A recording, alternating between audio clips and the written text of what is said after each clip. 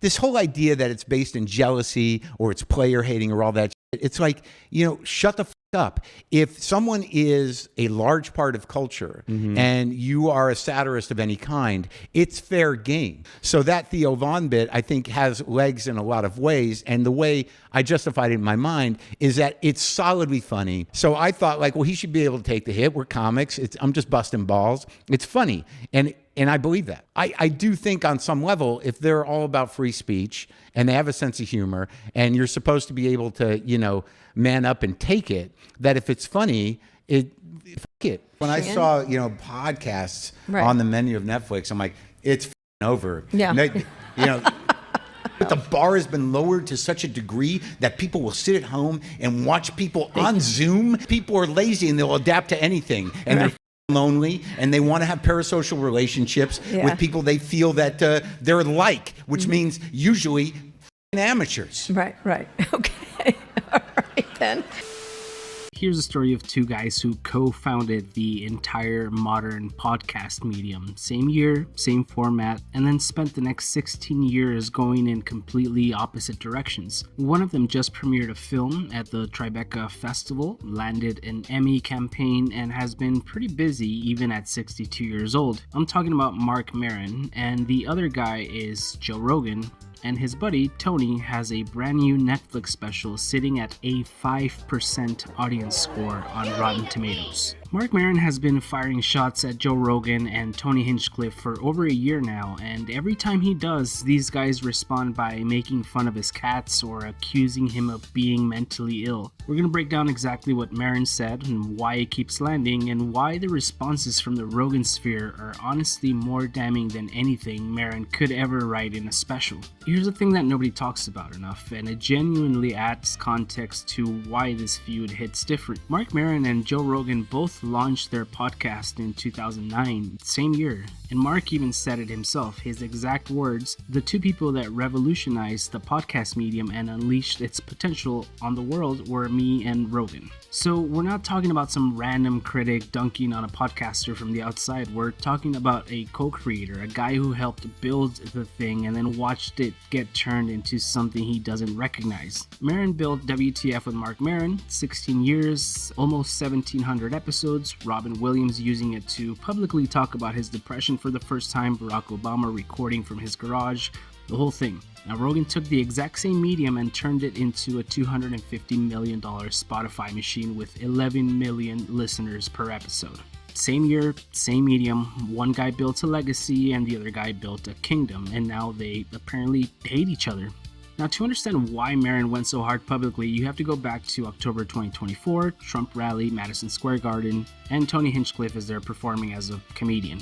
Now we know the story. He calls Puerto Rico a floating island of garbage. He does jokes about black people and watermelons, makes Jewish people look cheap, throws in Palestinian jokes, and Hinchcliffe had reportedly workshopped the Puerto Rico joke the night before at a comedy club called The Stand in New York City, and it bombed like actual dead air. And he told the crowd that night that he was performing at the MSG rally the next day and that he'd get a better reaction tomorrow at the rally. Now, he knew the joke wasn't funny. He did it anyway in front of the entire country, and even Republicans hated it. And Jon Stewart went on television and said, "I find that guy very funny."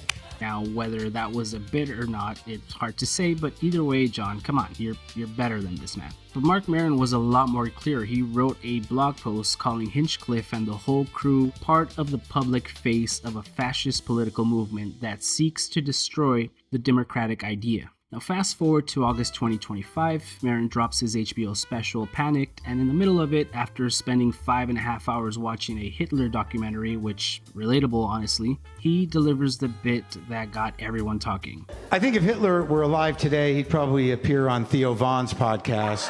And Theo would be like, "See, y'all did a lot of meth, right? I mean, all the Nazis were all fucked up on meth, right, Hitler? That shit'll make you crazy, dog. I did some meth once. I was up for 3 days, and then I ate a live bird. No shit, Hitler, a live bird, bro. Hey, Hitler, you probably didn't even hate the Jews. That was just the meth making you crazy, dog." Do you want to apologize to all the Jews right now on my show? No? I get it. So yeah, that clip went viral on every platform, and the reason it hit so hard isn't just that it's funny, though it is genuinely f***ing hilarious. It's because Theo Von is not a fringe figure. His This Past Weekend podcast was in the top 6 most downloaded shows in America as of early 2025. His Trump interview got 17 million views. He's a massive cultural force, and Maron just dropped him in a scene with the world's most famous anti-Semite talking meth. Now here's what's interesting. Maron said he deliberated about the bit. I had to really deliberate or delegate, or what's the word I want? I had to think about that bit, you know, because I know these guys. I've known them my whole life. I knew them before there was a Manosphere. Right. I knew them as comics. You know, I knew Rogan when he started in Boston. I've known these guys. So, but like with the Theo Von thing, that's a joke, and it's a good joke. Yeah. You know, to do Theo interviewing Hitler is hilarious. Right. And I eventually got to a place with that joke where I'm like, how could Theo get mad at me for this? Right. It's funny. Right. But they're sensitive, those Did fellas. they get mad at you? Really? Well, Joe said he got mad at me. I don't know. Yeah, you got I think beef there. they get hurt, you know. They're very delicate flowers. They are a little bit. Yeah. The video clip from the new special is, you know, me after I do this Hitler bit saying that if Hitler were alive today, he'd probably appear on Theo Von's podcast. But I had to weigh that out because I've had experience in the past. This whole idea that it's based in jealousy or it's player hating or all that shit, it's like, you know, shut the fuck up. If someone is a large part of culture and you are a satirist of any kind, it's fair game. It shouldn't be fueled in total spite. It should have some, you know, relevance. There has to be a reason. So that Theo Von bit, I think, has legs in a lot of ways. And the way I justified it in my mind is that it's solidly funny. It's a good joke. It's an okay impression. What it implicates, you know, he might have a problem with, or the people that follow him might have a problem with, but they can't deny its funniness. So I thought, like, well, he should be able to take the hit. We're comics. I'm just busting balls. It's funny, and I believe that. Have you heard from him? No, he's not. Those guys who are, you know, pawns of the right, that I think they kind of insulate themselves, and I think they have, you know, they ignore me. And even this Theo Von thing, I assume that, you know, it was a risk, but it became, you know, very viral. But I do think on some level, if they're all about free speech and they have a sense of humor and you're supposed to be able to, you know, man up and take it, that if it's funny, fuck it. And Theo Von never publicly responded, but Joe Rogan, well, he had a lot of thoughts. Rogan's first line of defense against Maron's political criticism was his cats. I need you to sit with this. Maron had done a men's health profile where he talked about his cats, and Rogan, host of the most listened to podcast on the planet, used this to suggest Maron has toxoplasmosis, a brain parasite from cats. That's why he disagrees with Rogan. The fucking cats made him crazy. This is Rogan's counter-argument to accusations of humanizing fascism. It was the cats. And in classic Rogan form, around the same time, he said Maron was just jealous that's what happens when you're not in the walled garden and where everyone's doing well together. You find reasons why that's bad. Now, this is a man with 11 million listeners per episode and the most downloaded show in the world, and his rebuttal to a credible peer calling out his politics is, you're just jealous of my friend group because we're all doing great at the mothership. What is this, high school lunch table beef? Once you start down that dark path, forever will it dominate your destiny. At least that's what Yoda always says. And this is where the timing is interesting. WTF with Marc Maron aired its final episode on October 13th, 2025 with Barack Obama. And 2 days later, 2 fucking days, Joe Rogan drops an episode with Brian Callen and goes absolutely nuclear on Maron. I've hated on people. I definitely did when I was younger. It's just not smart. Well, Super we know unhealthy people for you. our age who are still doing that shit. Of course. Don't Comics. Marc Maron, don't say it. I mean, I don't get it. He's sad. He wants other people to hurt. That's what it is. It's just not charitable. It's well, it's also, he's pathologically jealous. He's like literally mentally ill. Obviously, I became more famous than him and more successful than him. And he does not like that. He fucking hates that. So he started talking shit about me long before all this Trump stuff. He had decided that I was an asshole, like, just because the podcast took off. It had to do with jealousy. So yeah, there he is calling him pathologically jealous, mentally ill, incapable of introspection.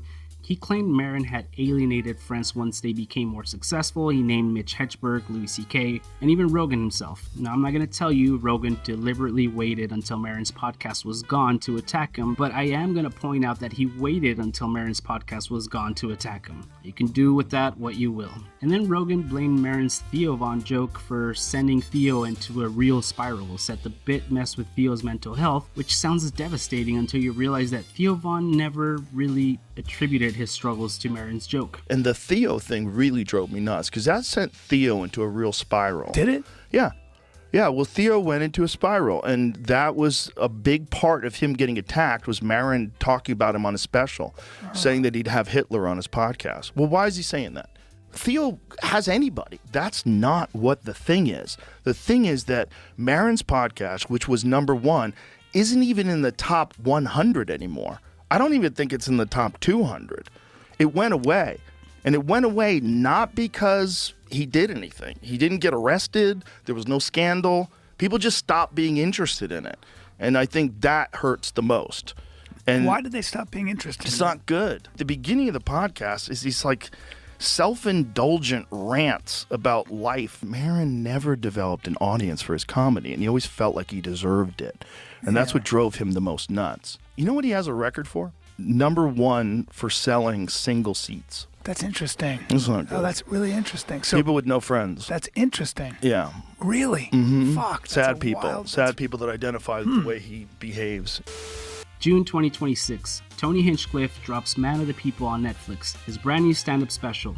And this is supposed to be the moment, Netflix, global release, mainstream legitimacy. It debuted at number 9 on Netflix Global Weekly Chart with 1.6 million views, and the audience scores came in 5%, based on over 100 verified ratings. One critic gave it a 0.5 out of 5 and wrote that it barely qualifies as a stand-up comedy special. And here's the savage part. The criticism wasn't even that it was too offensive. The criticism was that it was boring, that Hinchcliffe spent 55 minutes doing flat crowd work and throwing out the same 5th grade ethnic stereotype jokes that haven't been funny since the mid-2000s. Yes, stuff about black people and chicken, anti-Semitic shit, material that didn't so much cross a line as it meandered past the line nobody was guarding anymore because it wasn't worth guarding. And these are the guys who told us for years that the left is suppressing comedy, that comedians are being silenced, that edgy humor is the last frontier of free speech. And the audience gave it a 5%, not because they were offended, because they were bored. Marc Maron's entire thesis that these guys stopped trying to be funny and just started trying to be offensive, handed them a Netflix deal and then let them prove it themselves. Now we've arrived at the most satisfying part of this whole story. Maron called these guys out for having no worldview,